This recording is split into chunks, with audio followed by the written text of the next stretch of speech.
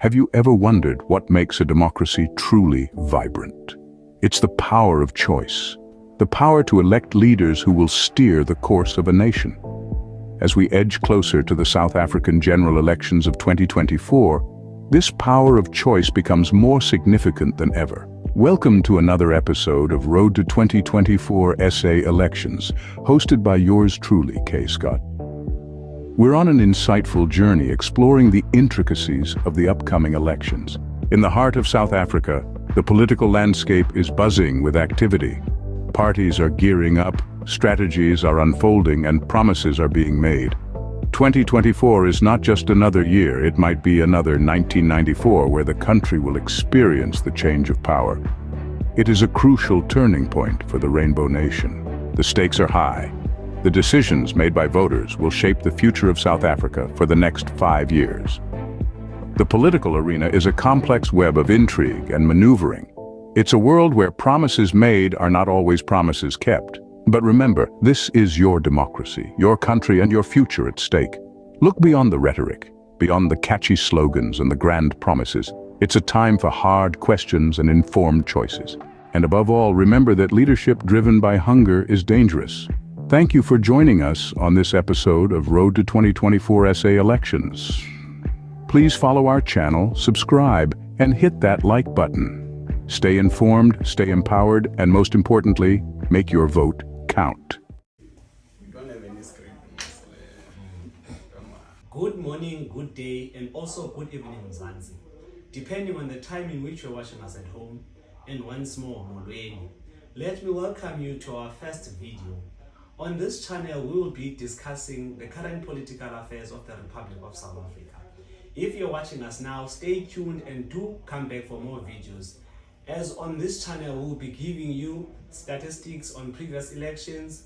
We'll also be discussing the possibilities of coalitions and also the growth and the decline of the three biggest parties that we have in the country, which is the African National Congress, well known as the ANC, DA, the Democratic Alliance, and also the Emancipation Movement, as they call themselves, the Economic Freedom Fighters, EFF.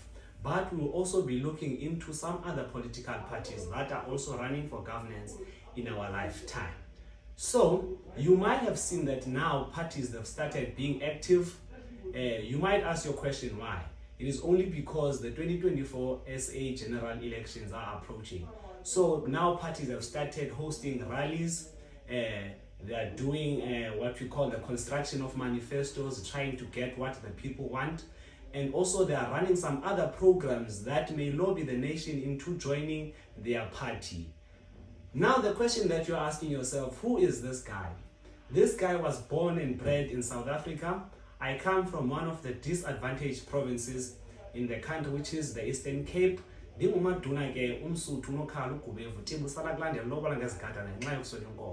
Inzalelwane yakuqumbu echulunca kwaDebeze emampondomiseni isizukulwana sikaTiba isizukuzuku sikaJeves bathi ke abandaziyo umnombo useqoboqobo. That is who I am. So now we have a guest in studio, the guy next to me. He calls himself the General. So before we dive into the contents of this video, we have to know, why does this guy calls himself the General, or where does the name General come from? Thank you for joining us on studio, sir. How are you? Hey, I'm good, man. And yourself, Coach Scott. Hey, now you call yourself the General. Where does that name come from? Is it something that you came up with, or people gave you that name? Okay, thanks for having me, Coach Scott, on the platform. Before everything, I would like to send my revolutionary greetings to the viewers back at home and all the people in the diaspora, blacks and Africans in particular. Let me give you the context of the term general and its historical background. Historically, the term general was derived from a Latin word which means genus. So this derivation has been used and adopted in the English lingua franca to refer to the people of the highest ranking. Hence, it has also been adopted in the military hierarchy to refer to the people who are highly ordained. So growing up as a young person, I always saw myself as a leader or an upcoming leader, someone who is ordained to be at the higher structures or in terms of the hierarchical views. Hence, I've adopted the name of the general, and then I've also drawn inspirations from revolutionaries like Mohammed Gaddafi. He also called himself Colonel General Gaddafi. Amilcar Cabral was also referred to as the general. Fidel Castro was also referred to the general. Napoleon of the Italian civil wars was also called the general. And then most recently, sorry for that, in our South African politics, we have the General Bantu Holomisa, who was the general of the Transkei Bantu movement. So he also drew inspirations from those revolutionaries or giants of the struggle in our history. Okay, thank you for that explanation.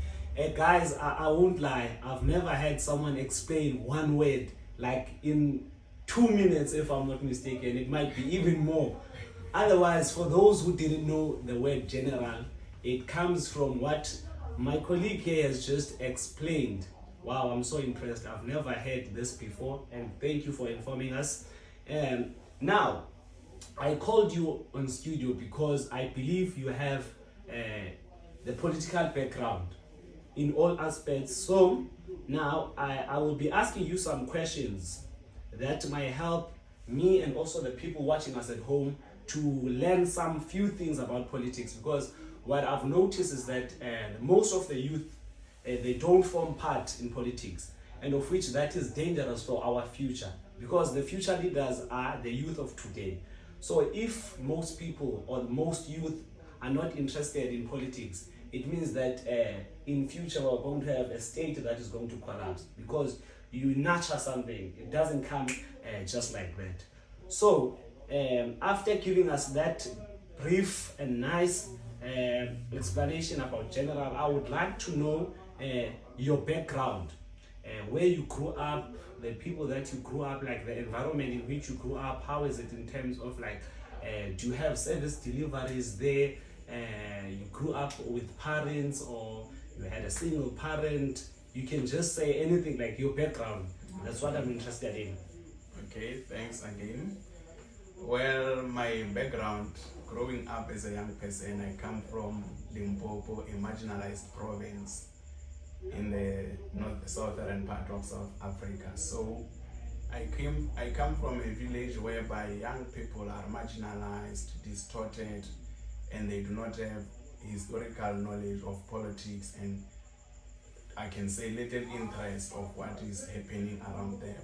So in terms of the political consciousness, where I come from, young people are not conscious. They do not have the knowledge of politics. Why do we have politics? Why do we have votes? And things like that. So growing up, I was also not exposed to that type of an environment where people participate in their politics, which was a fruit of democracy. That means most of our struggle icons have fought for us to be able to cast a vote. However, to our surprise, people do not seem to appreciate that fruit, because very little people are voting. Like you have indicated, that the statistics shows that young people do not show interest in the votes. So growing up without political education, I proceeded to go to the University of Limpopo, where I think I got exposed to revolutionaries, student politics, and then I was coerced into student politics in 2018, formed part of the SRC. That is where I learned most of the things about politics. And then after grasping that knowledge, my guy, I knew that this is what I need to take back home. Shouldn't end here. I need to go home, agitate, conscientize the young people so that they can become active in the politics and ultimately in the economy of the village where we come from. Like Thomas Sankara once said that a soldier without a political education is like a potential criminal. So in context, those people are potential criminals because they do not have the political education. Not criminal because they will steal from you, but criminal because they will not take part in something that will shape their future. So they are indirectly stealing from their own future. Like the Greek philosopher by the name of Plato, he explains it very well in his words. I would borrow. He says, the most painful penalty about not participating in politics is that you end up being governed by the people who are inferior to you. That is what Plato had to say about people who do not participate. So that is what pushed me to go back home, agitate, conscientize young people, teach them about politics, recruit them, and then most of the people realize, man, this guy has a potential. This guy can take us somewhere. Young as he is, he can be the beacon of our small village. And then they gave me an idea to form an independent campaign to contest for local government elections. And then a certain businessman from the village, I wouldn't name him for ethical considerations, decided to fund us. We campaigned, went up and down, we fought tooth and nail, we never slept. We were caucusing, having caucuses, meetings, recruiting people. Sorry to interrupt you. Yes. If I may ask, you are mentioning a guy that you won't say his name. Yes. If I may ask, like, what was the guy's motive around behind funding your campaigns?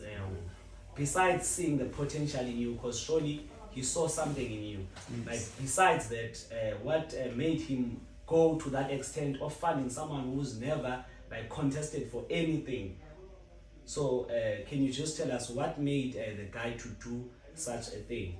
I would assume that being a business person, he was a business person, by the way. So business people like to venture in every opportunity that they see. So in most cases, business people invest in politicians for the returns when those people accede to positions of power and influence. So that is what I assume pushed that person to interact with me, want to have an interest to grow me in that space of at that particular time. So to give you a brief context of what transpired in that during those elections, my guy, I was contesting with gigantic parties like the ANC, the EFF, the Inkatha, you name them, those old political parties. And then to put that in context, to show how much we have pushed, how much young people wanted me to accede to that power. I think ANC in my village won by 3,900. And then the second party was EFF with 1,340. And then the third candidate was myself as an independent with 900 and something. So you can see the deviation there. It's not really much of a distance considering the historical backgrounds of those parties and their financial muscles. So unfortunately we couldn't make it, but young people through that campaign realized that there is a future in politics and people need to participate. Yeah, I think I should cut it short. Okay, to viewers that are watching us at home, from that presentation, I've picked up something. You are at home trying to open like small business, but then you are not going anywhere.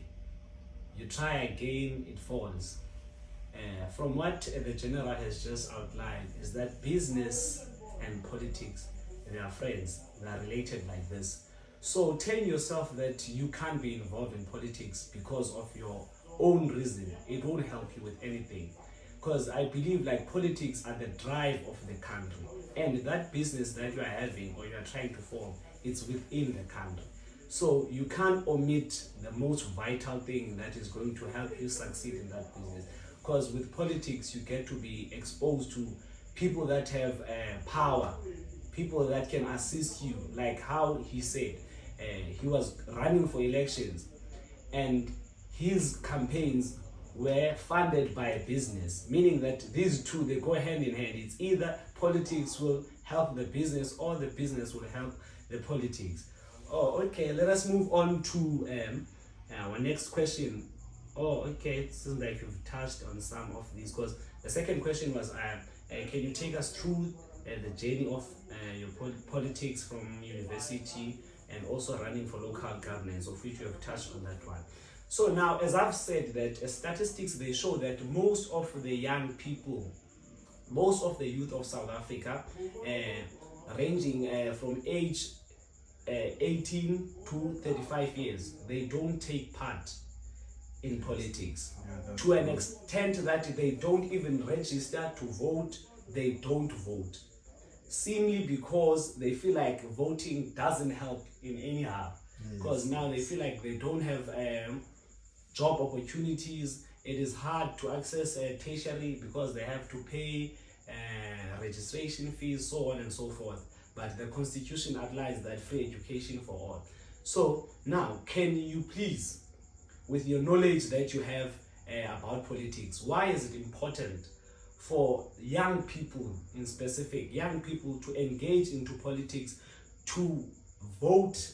First, start by registering, because there's a percentage, I'm not sure in terms of numbers. Some people, they do register to vote, but they don't vote because of the long queues and whatnot. And maybe you can suggest what can the government do to omit those unnecessary things, because most people, they don't vote because they're tired. Those long queues are tiring. So when I was still at varsity, I think it was around 2019, there was a system that was used. We used to vote online. We didn't go to vote. So can the national government do something like that? If possible, you will advise us. So, but the main question now is what can you say to the young people so that they can see that the importance of voting? Well, thanks. I'm glad that you touched that question. Well, my guy, the phenomenon of young people not participating in votes has got its historical background and context. It's not something you can imagine. Like we have mentioned, numerous factors which I do not dispute or refute, saying that maybe young people find the queues tiring, not getting satisfied with the leadership that they elect. For instance, you've mentioned the constitution, which prescribes that a free education for all, but young people then realize that there is no free education for all, even though we are voting. But that is not mainly the problem.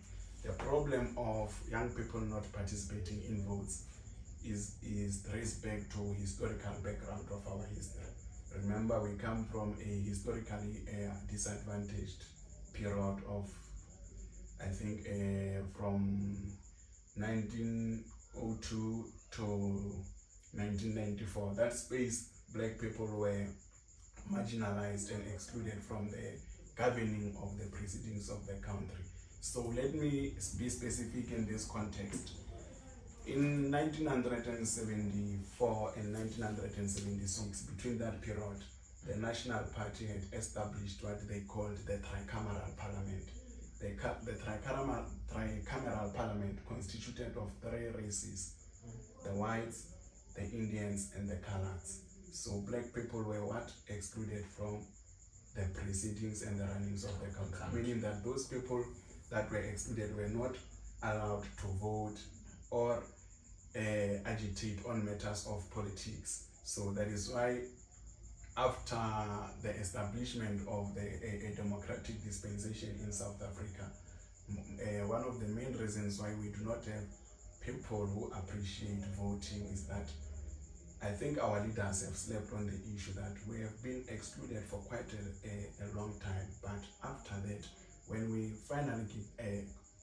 finally given the opportunity to vote, we were never given the education on why we need to vote. Just like yourself, imagine if maybe you grew up in a family where there is no car for over maybe a period of 10 years, and then one day you get lucky, one of your family member owns a car, and then he gives you the key. Hey, my guy, now we have a car. Can you please go take it for a ride?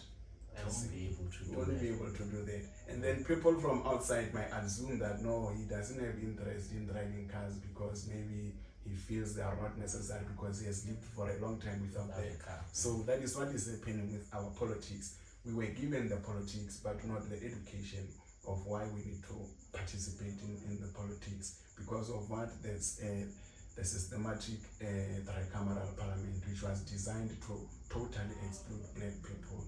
So I think the government needs to introduce political education.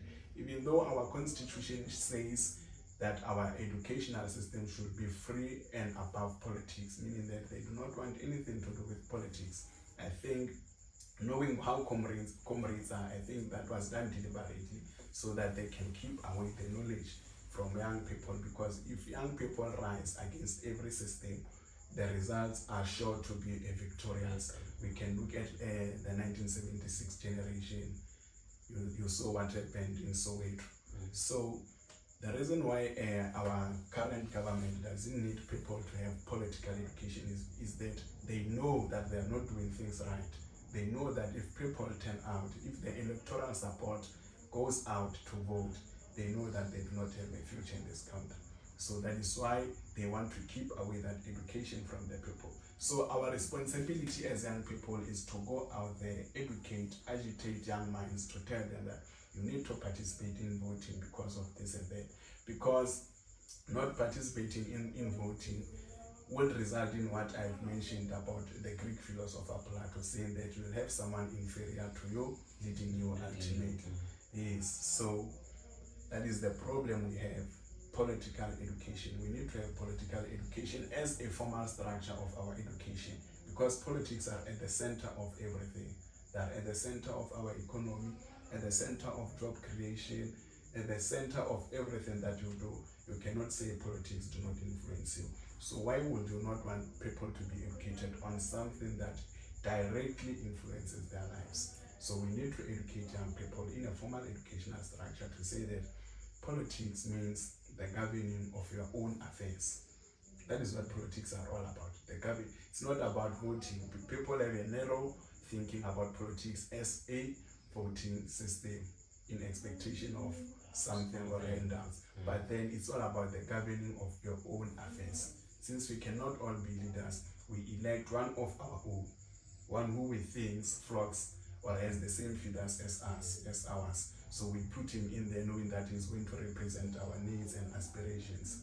So that is why we need to agitate young minds to know that politics is not only about casting a vote, it's about governing your own affairs in your own space. We need people who are going to lead us.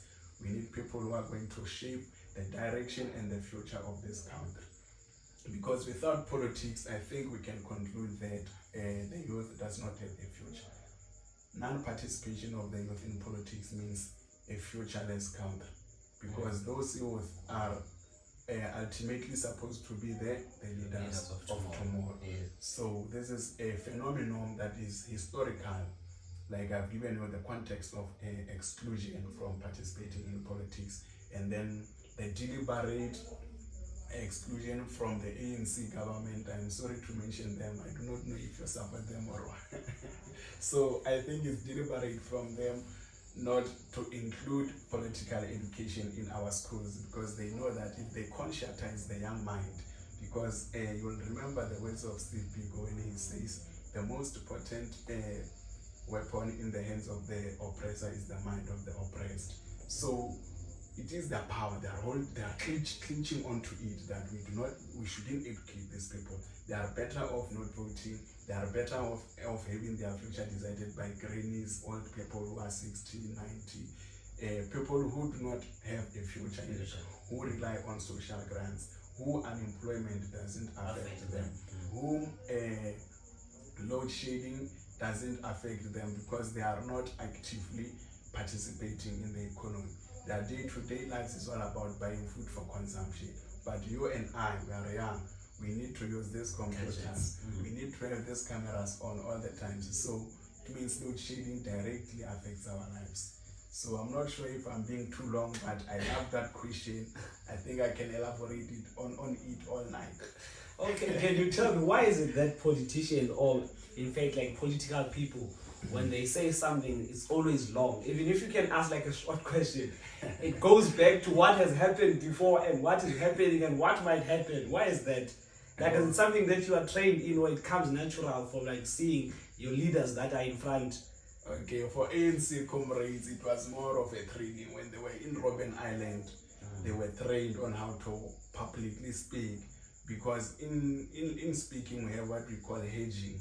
You do not say things directly as they are. You use context and content to portray or deliver the message. Why do you do that? You do that to cover all the spheres that you are speaking to. And maybe speaking to 1 million viewers now, and then I need to make sure that everything that I express reaches them very well. No one will say, hey, this guy is too negative. Why is he saying that young people don't want to vote? No, I'm throwing it from a historical context, which includes all of us. So it's more of a training than just seeing it from other leaders. So I think it's a good way for politicians to lie to us in most cases. Oh, all right. No, from what you've just said, I've learned a lot of things that I didn't know. Because in my perspective, I knew that we, as the youth of South Africa, we need to participate in politics because they are the ones that determine our future. Yes. Because if you don't participate in a leader that is going to create jobs for you one day, it means that what you want might not happen.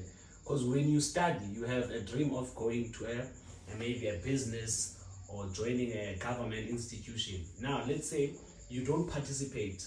Then the people that participate, they vote for a leader that won't favor your needs. Then now you have two problems. You have a problem that you won't get what you want, and the problem that you are not part of the people that elected the person who's not doing what you want. So rather you go and vote. If your leader that you want to vote for or that you want to lead you doesn't win the elections, then it means better luck next time. Yes. It's not the end of the world, because most people, they feel like we vote for maybe an upcoming party. It doesn't win the elections. Still the same government govern us. Then why do we have to vote? And what I've learned is that we need to chow away from this tendency of long queues. If the government doesn't provide us with something that is digital, let us go and stand on those queues. Because I've been thinking of this, if it's possible at a university level, Yes. remember, like, the funding there is not that much. Like that one. It's not that much. Why cannot the government provide us with a system whereby we can vote in our beds, in the comfort of our beds? Because remember, at the end of the day, we can't be queuing in long queues at this time of the century, it's the 21st century. So things need to move. Well, I think we'll need to remember that the digitalized world comes with the exclusion of old people, and then those are the constituency of our current government. So we didn't dare touch that subject. But nonetheless, to my surprise, in the SADC region, Sorry, the SADC, can you just explain what is the SADC region? Southern African Developing Countries. Okay. Yes, Africa. There are African countries who are classified, who originate from the southern part. Yes, Okay. so they are developing countries because of their economic status or level. So they are referred to as the SADC region. That is the region where we are in now.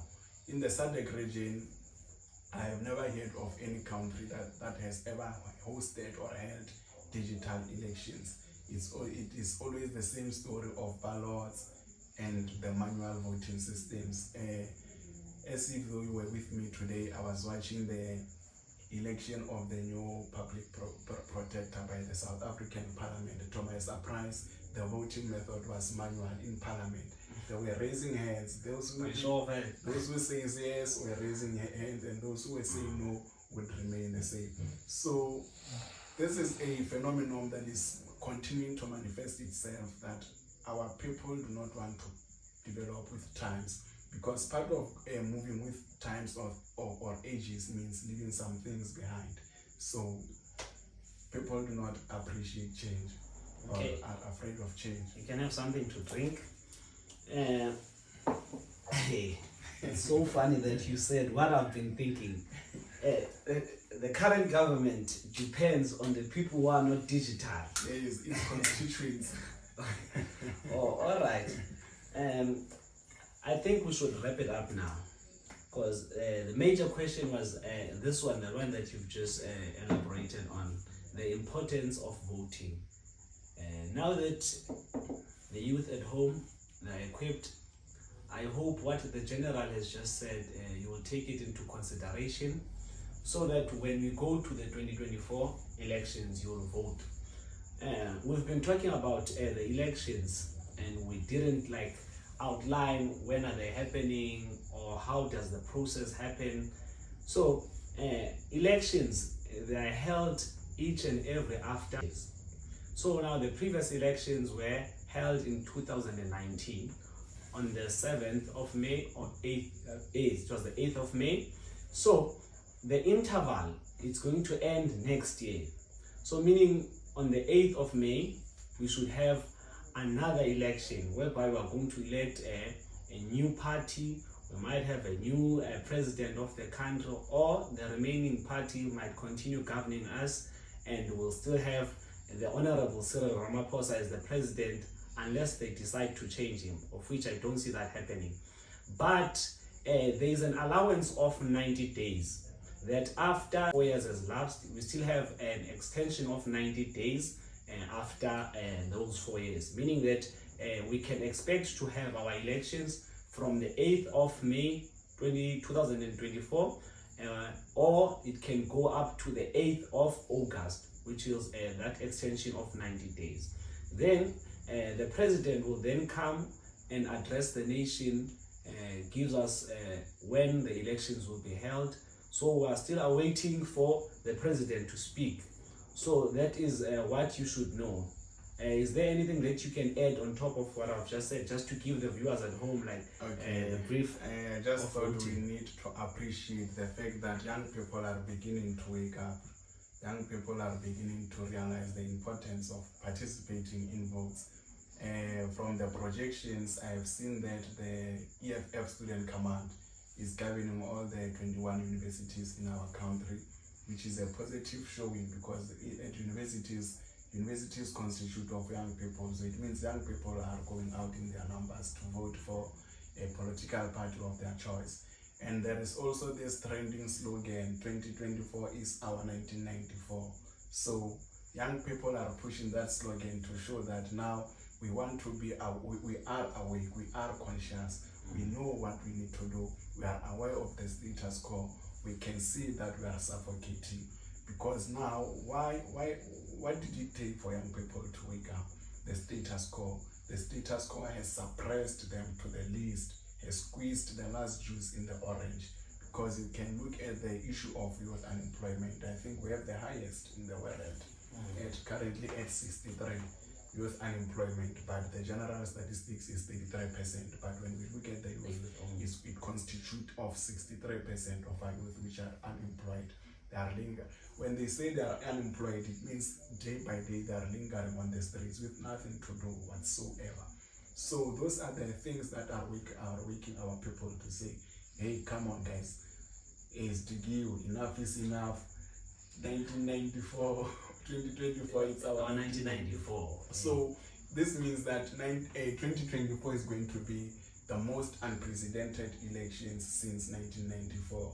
Because of the status quo now, whereby young people are fed up with load shedding, young people have had enough with unemployment, young people have had enough with spiraling corruption, young people have had enough with the ever-rising crime statistics.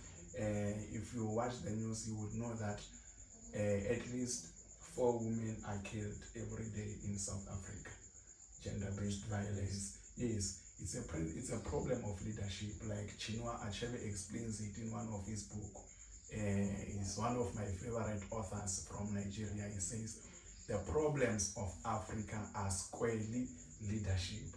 So at the center of all the problems that we have, we must point at leadership. Because Lumumba once said that we elect hyenas to take care of the goats. And when the goats go missing, we complain. So the irony of it is that we are responsible for our own problems, because we do not vote, we do what? We elect hyenas to take care of our goats, while knowing that hyenas are predators, they eat goats, they are parasites, they are going to eat them. So that is our problem, my guy. Nonetheless, young people are waking up. 2024 is going to be unprecedented. The current projections are even showing that.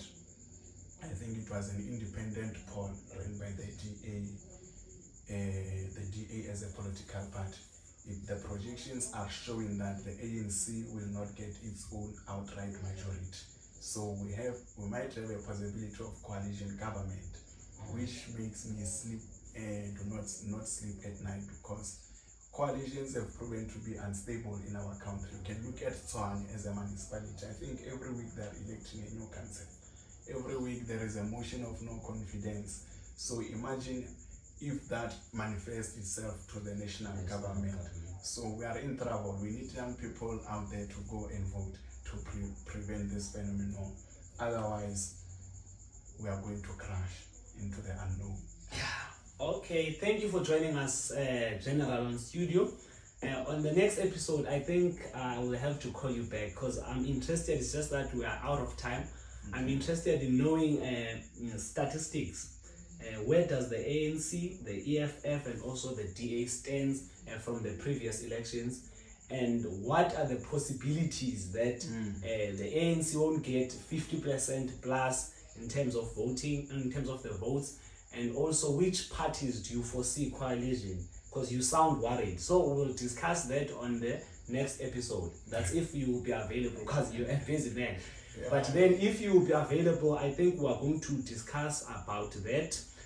Thank you for joining us on this episode, Road to 2024 SA Elections. Please follow us on TikTok, subscribe on YouTube, like our videos, share them, comment. Do anything that will help us grow. Please let us try to grow this channel. One word that I'm going to say to you: stay informed, stay empowered, and most importantly, make your vote count. This is your boy K Scott from Kumbu with the General. I'm out. Patriam o muerte, homeland or death, in the ways of Fidel Castro. Hasta la vista, la victoria is certain. Aluta continua. Shout out to you, my viewers. The struggle continues. Hey, I didn't see that coming. Oh, thanks for having me, even though you caught me off guard, my guy.